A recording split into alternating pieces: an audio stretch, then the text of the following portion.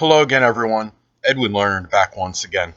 In this YouTube astrological segment, I'm going to be dissertating and talking about having a Leo Sun and a Taurus Ascendant in a natal chart. Now, naturally, these two are both fixed signs, and you could have a very fixed temperament, to say the least. That person might be very intractable and maybe dogmatic, maybe to some degree. These signs are both conservative, so that is one of, besides being fixed, it's one of the few things that may be in common. They both obviously are determined and could have good powers of endurance. So this person is apt to be someone that is capable of capable of vigorous work, exercise, perhaps. And this is not a person that gets tired faster than the average person, probably by any means. You have Taurus, the sign of endurance, and then you have Leo, which their energy, they could be nearly indefatigable. I don't know if I'm pronouncing that right. Energy may be very, not inexorable, but pretty close to it, perhaps. So anyway, the thing about this is you'll have an ascendant in Taurus that is really strongly different than Leo in many ways. They might both be fixed in temperament, but you have the Leo Sun that has a fiery temperament, and Taurus Ascendant is more passive. They're more about tranquility, and they like to have calmness. They're more introverted.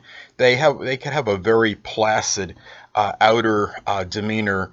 And when you look at these two signs, well, the Taurus rising can really perhaps calm the Leo fiery temperament to some degree, and this person will be probably a little less gregarious, less flamboyant than the typical Sun in Leo, and this person is going to be a little bit. The person is actually, in a way, we could say, because the rising sign is the outer demeanor or mask, is that this person can be covering or somewhat concealing a more flamboyant and extroverted personality. Well, where the Taurus the Taurus rising is going to project a nature that is more passive, that is more about having, not making waves as much, a little bit more easygoing, a little bit more in temperament, not wanting to make waves as much, and not quite as disputatious or argumentative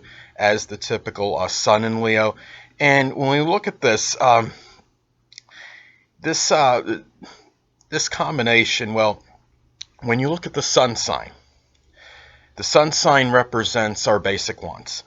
And the rising sign or ascendant represents the manner or method in which one attains these basic wants. Now, having a Leo sun sign, the wants may be connected with recognition, notoriety, praise, adulation, attention, and you look at in things connected with pride and appreciation for what they do. And having a Taurus rising, these things may be attained in a very methodical and deliberate, a very prudent, careful manner. This person obviously can be a lot more prudent and cautious than the typical Sun in Leo person, and this person will be a lot more, may go after certain Leo things perhaps in a very premeditative type manner, and may do this maybe in Taurus like professions, such as something with finance, stockbroking, being a stockbroker, perhaps banking, something in some kind of investment type thing, or profession or vocation, perhaps something that requires a lot of persistent, hard, laborious work. It can even be maybe doing something, perhaps being the best where they are, even if it's something that might seem like a regular type general work position, and just stand out even in something like that. And it could be even something like a pawnbroker could be another thing which is connected with Taurus, something like an earth type profession such as cultivating. Well, anyway, what you want to look at is the aspect that is made between the Sun in Leo and Taurus Ascendant. And in many cases, even though they are square by sign, you may have a square aspect take place between the Leo Sun and the Taurus Ascendant. Now, if you have, let's say that, for example, if you have your Leo Sun at 10 degrees and your Taurus Ascendant is at 13 degrees, this would form a square aspect, which is, of course, adverse. And it would even intensify perhaps the having that certain tension or exasperation due to the fact there may be difficulty in integrating these energies, and they are conflicting. And it could indicate that this person, even if they're not cognizant of their astrological positions, that they may feel that inwardly what they have is a lot different than what they are projecting outwardly, as far as their outer demeanor and their what they're showing outwardly. Now, let's say, for example, you could actually have an out-of-sign sextile or trine take place between these two signs. Now, let's say you have the Leo Sun at 1 degree, and you have a Taurus Ascendant at 29 degrees. This would form an out-of-sign sextile aspect. And if that happens, you may be able to, this is more of a positive blending you could have, and it's auspicious, and the person may be able to integrate these energies a little bit better than the typical person that has Sun in Leo and Taurus Ascendant. Now, you could also have an out-of-sign trine aspect. For example, let's say you have a Leo Sun at 28 degrees and a Taurus Ascendant at 1 degree.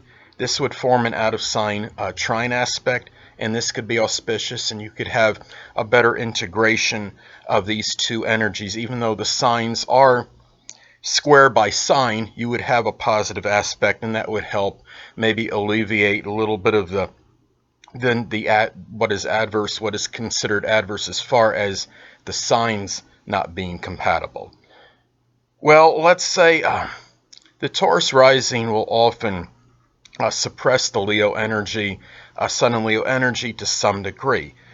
But depending on the house placement of the Sun in Leo, the Sun can still come out at least somewhat prominently in these particular areas of life, depending on the house that it is in.